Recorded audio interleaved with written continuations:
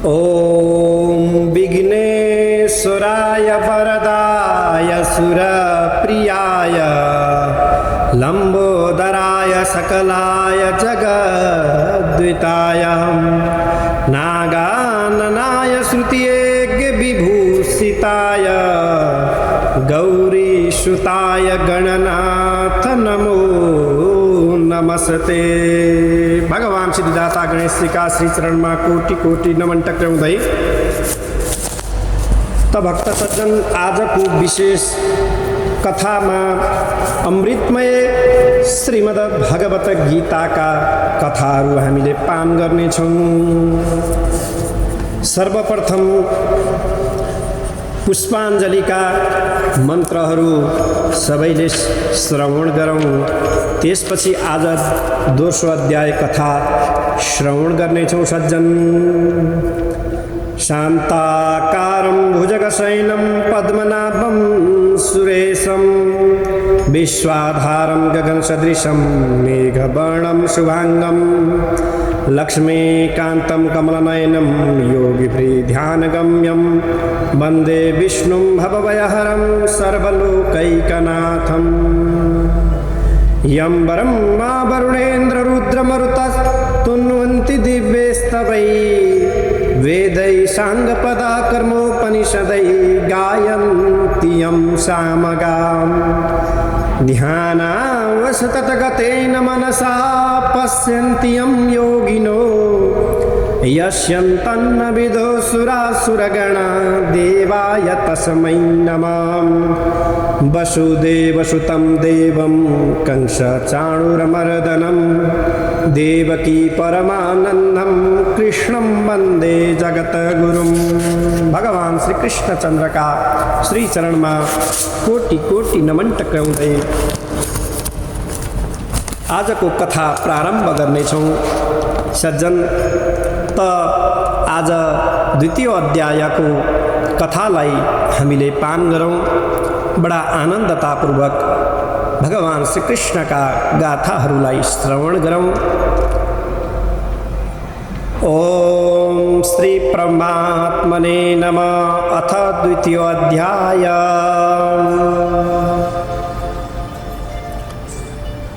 संजय भन्नुहुन्छ, यसरी करुणाले व्याप्त भएका गहभरी आँसु भएका शोकाकुलती अर्जुनलाई भगवान मधुसूदनले के भन्नुभयो भन्दाखेरि भगवानले भन्नुहुन्छ दिव्य वाणीद्वारा भगवान श्री कृष्ण मधुसूदनले भन्नुहुन्छ, हे अर्जुन, तिमीलाई यस युद्ध भूमि को बीचमा स्वर्ग एवं कृतिलाई नष्ट गर्ने र श्रेष्ठ पुरुषलाई नसुहाउने यस्तो मोह कसरी पैदा भयो? त्यसैले हे अर्जुन, कातर नबन, यो कुरा तिमीलाई सुहाउँदैन। हे शत्रुलाई नष्ट गर्ने वीर, हृदयको तुच्छ दुर्बलतालाई त्यागेर युद्धका लागि उठ। त्यसपछिबाट अर्जुन भन्नुहुन्छ, हे मधुसूदन, पितामह भीष्म र गुरु द्रोणाचार्य दुवै मेरा लागि पूज्य हुनुहुन्छ।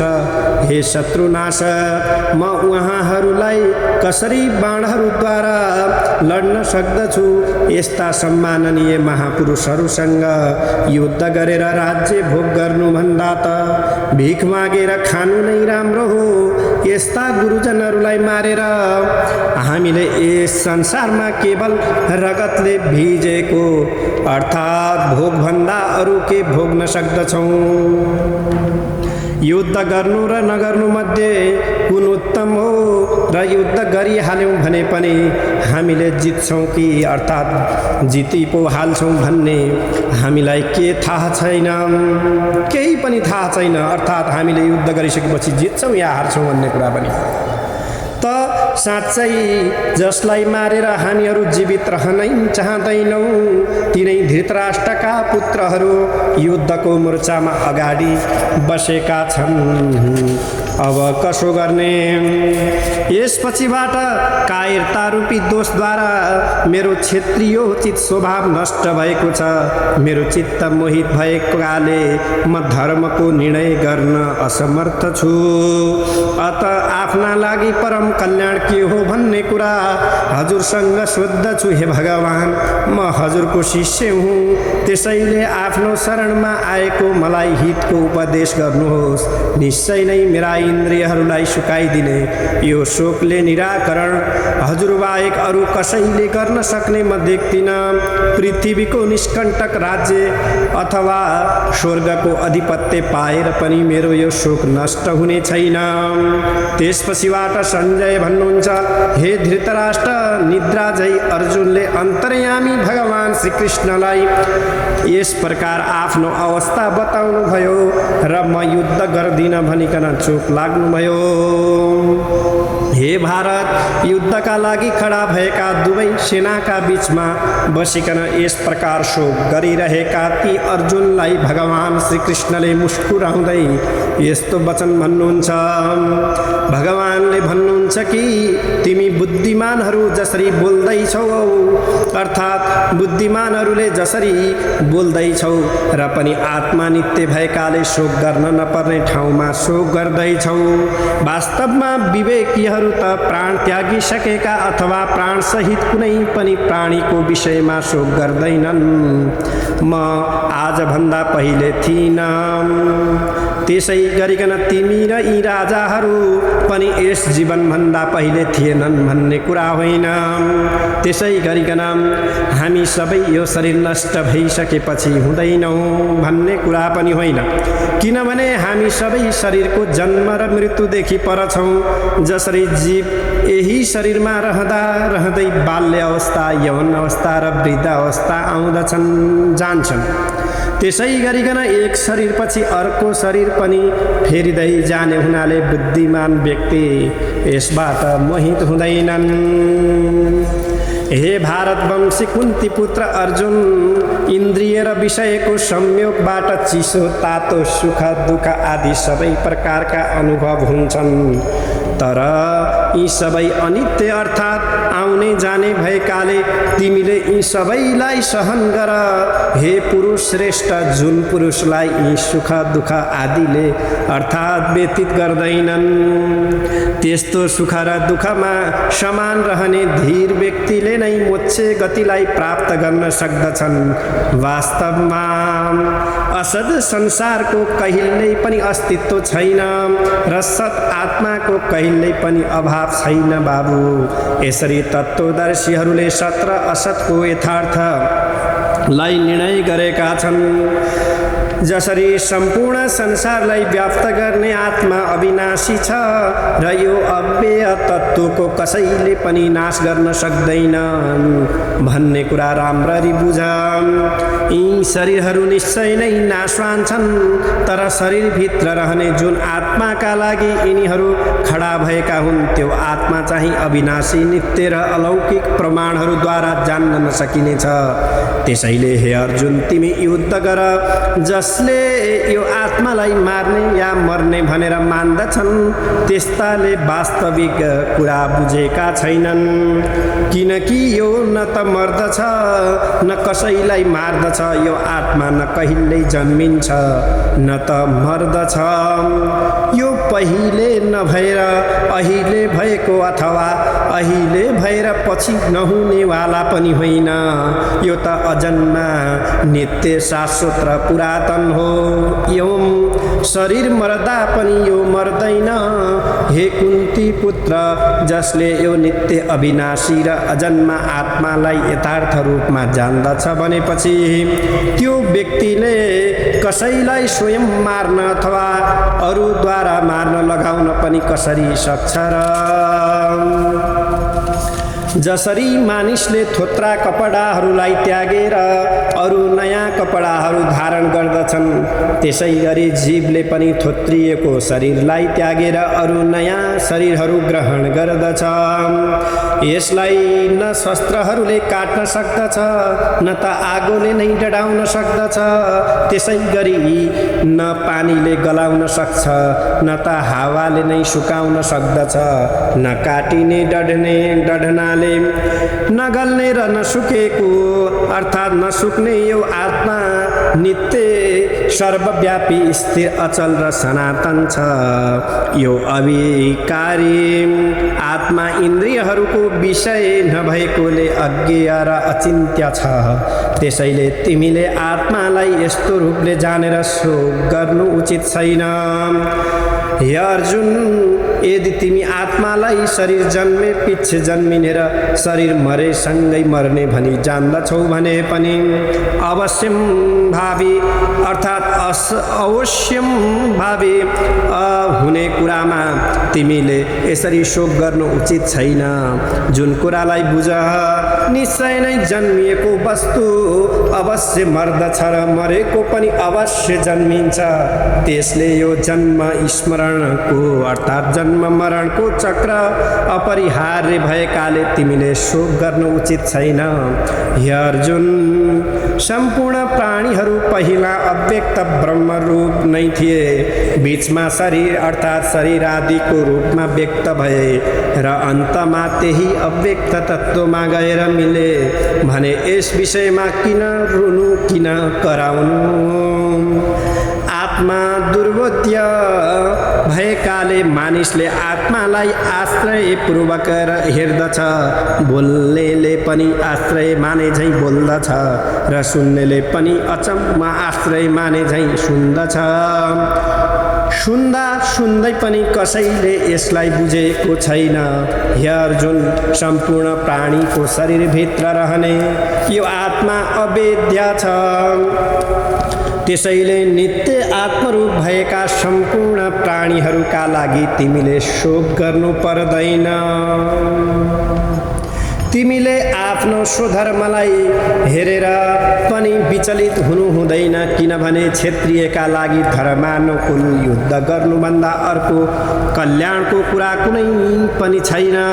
आफूले नचाहँदा नचाहँदै अकस्मात प्राप्त भएको युद्ध स्वर्गको खुलेको ढोका हो।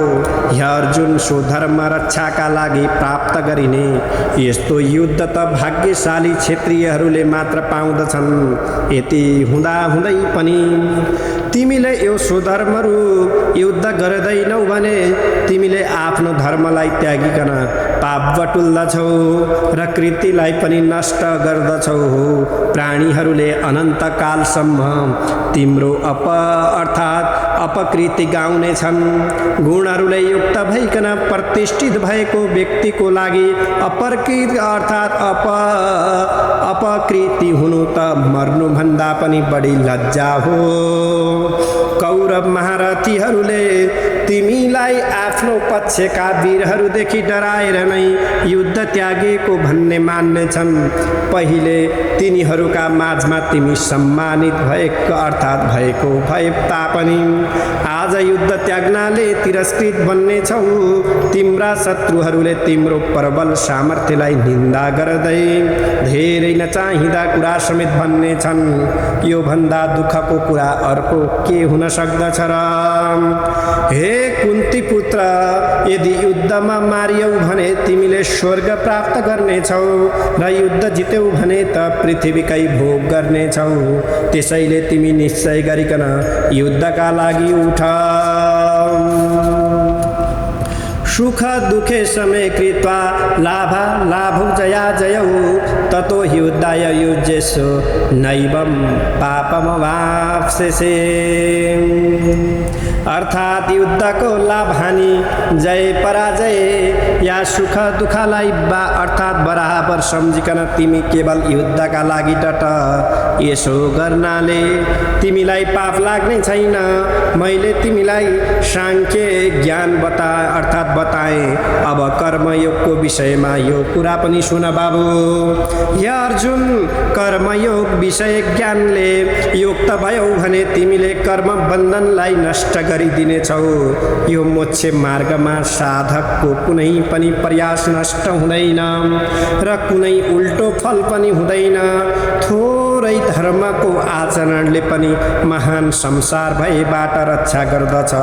हे कुरुनन्दन, कर्मयोगीहरूमा एउटै निश्चयात्मक बुद्धि हुन्छ, तर यस्तो विवेक बुद्धिले रहित भएका व्यक्तिहरूमा चाहिँ सो धर्मको विषयमा अनेक तर्क वितर्कका भावहरू हुन्छन्।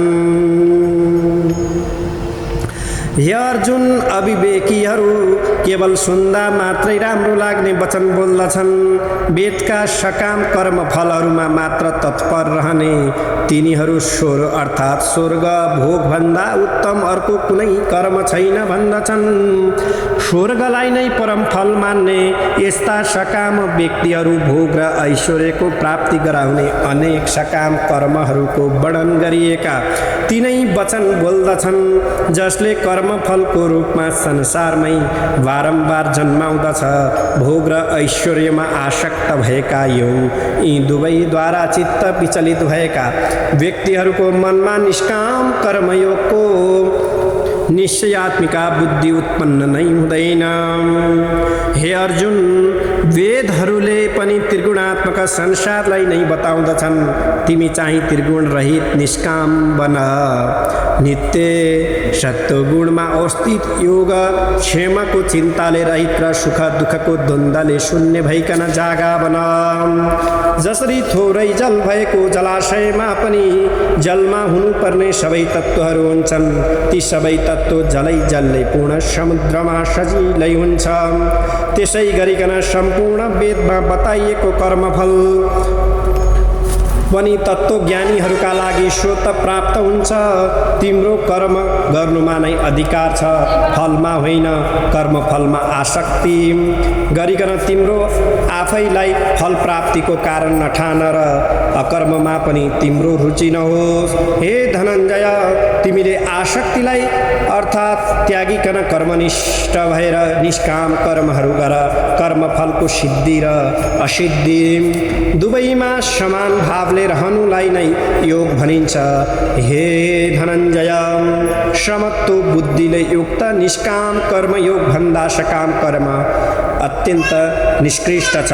तिमी समत्व बुद्धिकै शरण ग्रहण गर, किनभने फलको आशा गर्ने व्यक्तिहरू दिनहीन हुन्छन् र समत्व बुद्धिले युक्त भएको व्यक्तिले पाप र पुण्य दुवैलाई त्यागिदिन्छ। त्यसैले कर्मयोगमा अर्थात् कर्मयोगमा लाग। हे अर्जुन, कर्ममा कुशलता हुनु नै योग हो। फलको आशा नगरिकन समत्व बुद्धिले भएका विवेकीहरू कर्मबाट प्राप्त हुने अर्थात् पुण्य पाप रूपी फललाई पनि त्यागी जन्म मरणको बन्धनबाट मुक्त हुन्छन् र मोक्ष पदलाई प्राप्त गर्दछन्। जब तिम्रो बुद्धिले मोहरूपी अन्धकारलाई पार गर्दछ, त्यसपछि तिमी सुनिएका र सुन्न बाँकी रहेका पनि सबै पदार्थहरूबाट विरक्त हुनेछौ। अनेक थरी कर्म र फलहरूको श्रवणद्वारा विक्षिप्त भएको तिम्रो बुद्धि जब आत्मामा निश्चल भइकन स्थिर हुन्छ, तब तिमीले परमात्मा योग रूप ज्ञान निष्ठालाई प्राप्त गर्नेछौ। अर्जुन भन्नुहुन्छ, हे केशव, समाधिनिष्ठ स्थित प्रज्ञको बोली वचन कस्तो हुन्छ? स्थित प्रज्ञा के बोल्दछन्, कसरी बस्दछन् र कसरी हिँड्दछन्? भगवानले भन्नुभयो, हे पार्थ, जब व्यक्ति मनभित्रका सबै कामनाहरूलाई त्यागिकन आफैमा आफै सन्तुष्ट रहन्छ तब त्यो स्थित प्रज्ञा हुन्छ। दुःखहरू आउँदा जसको मन उद्विग्न हुँदैन र सुखहरूमा पनि जसको तृष्णा हुँदैन, त्यस्तो राग भय क्रोधले रहित भएको व्यक्तिलाई नै स्थित प्रज्ञा मुनि भनिन्छ। जो व्यक्ति कुनै व्यक्तिमा पनि आसक्ति गर्दैन र शुभ अशुभ प्राप्त हुँदा त्यसको अर्थात् अभिनन्दन र तिरस्कार दुवै गर्दैन, त्यस्तो व्यक्ति नै स्थित प्रज्ञा हुन्छ। कछुवाले आफ्ना सबै अङ्ग लुकाए झैं जब व्यक्तिले आफ्ना सम्पूर्ण इन्द्रियहरूलाई बाहिरी विषयहरूबाट आफैमा लीन गर्दछ, त्यही व्यक्तिको बुद्धि आत्मामा प्रतिष्ठित हुन्छ। विषय भोग त्यागेपछि त जोसुकै व्यक्तिका इन्द्रियहरू पनि विषयबाट हटिहाल्दछन्, तर विषयप्रतिको आसक्ति भने केवल परमात्मा तत्त्वलाई साक्षात्कार गरेपछि मात्रै हट्दछ। इन्द्रियहरूले भित्रभित्रै यस्तो उथलपुथल मचाउँदछन् कि कल्याण साधनमा लागिरहेका विवेकी व्यक्तिहरूको मनलाई पनि बलपूर्वक बाहिर विषयमा तानिदिन्छन्। ती सबै इन्द्रियहरूलाई वशमा गरिकन एकमात्र ममा नै आश्रित भइकन व्यक्ति समाहित बनोस्। यस प्रकार जसका इन्द्रियहरू पूर्णतः आत्मामा नै समाहित छन् त्यसलाई स्थित प्रज्ञा भनिन्छ। विषय चिन्तन गरिरहने व्यक्तिको विषयमा आसक्ति हुन्छ, आसक्तिबाट कामना उत्पन्न हुन्छ र कामनाबाट क्रोध जन्मिन्छ। भगवान क्रोधबाट मोह उत्पन्न हुन्छ र मोहद्वारा सदाचारको स्मृति पनि नष्ट हुन जाँदछ। यसबाट विवेक बुद्धि नष्ट हुन्छ र बुद्धि नष्ट भएपछि व्यक्ति पूर्णतः नष्ट हुन्छ। जसको अन्तस्करण वशमा छ र जो आफ्ना वशमा भएका इन्द्रियहरूद्वारा राग द्वेष रहित भइकन विषयको भोग गर्दछ, त्यही व्यक्ति मात्र प्रसन्न सन्तुष्ट रहन्छ। यस्तो प्रसन्नताबाट सबै थरी दुःखको विनाश हुन्छ र चित्त प्रसन्न भएको व्यक्तिको बुद्धि पनि आत्मामा चाँडै नै प्रतिष्ठित हुन्छ। अन्तःकरण समाहित नभएको व्यक्तिको आत्मस्वरूप विषयक बुद्धि हुँदैन र आत्मज्ञान निष्ठा पनि हुँदैन। आत्मनिष्ठा नभएको व्यक्तिले शान्ति प्राप्त गर्न सक्दैन र अशान्तलाई सुख कहाँबाट मिल्दछ र निश्चय नै इन्द्रियहरू आफ्नो विषयमा लाग्दा मन पनि त्यसैको पछि लाग्यो भने यसले मानिसको प्रज्ञालाई त्यसै गरिकन नष्ट पारिदिन्छ, अर्थात् नष्ट गरिदिन्छ। जसरी समुद्रमा रहेको डुङ्गालाई आँधी बेरीले नष्ट गरिदिन्छ, हे अर्जुन, त्यसै कारणले गर्दाखेरि जुन व्यक्तिले इन्द्रियहरूलाई ती विषयहरूबाट पूर्णतः नियन्त्रण गरेको छ, त्यही व्यक्तिको प्रज्ञा प्रतिष्ठित हुन्छ। जुन आत्मतत्त्व अज्ञानीहरूका लागि अन्धकारमय छ, त्यसैमा संयमी व्यक्ति चाहिँ जाग्दछ। त्यसै गरिकन जुन अज्ञान व्यवहारमा प्राणीहरू जाग्दछन्, त्यो चाहिँ आत्मज्ञानीहरूका लागि रात्रि समान अन्धकारमय हुन्छ। जसरी संसारभरको पानी मिसिँदा पनि समुद्र निश्चल रूपले स्थिर नै रहन्छ, त्यसै गरी सम्पूर्ण कामनाहरू पनि जुन निश्चल व्यक्तिमा गइकन लीन हुन्छन्, उसैले शान्ति प्राप्त गर्न सक्दछ, विषयको कामना गर्ने व्यक्तिले होइन। जो व्यक्ति सबै कामनाहरूलाई त्यागिकन अनासक्त भइरहन्छन्, अहङ्कार र ममत्वले शून्य भएको, त्यही व्यक्तिले शान्तिलाई प्राप्त गर्दछ। हे अर्जुन, ब्रह्मस्थिति अर्थात् ब्रह्म स्थिति भनेको यही हो। यसलाई प्राप्त गरेपछि व्यक्ति मोहित हुँदैन। जीवनको अन्तकालमा पनि कसैले यो स्थिति प्राप्त गर्दछ भने उसले ब्रह्म निर्वाण मोक्ष प्राप्त गर्दछ। श्री कृष्ण गोविन्द हरे मुरारे, हे नाथ नारायण वासुदेवम् इति श्रीः।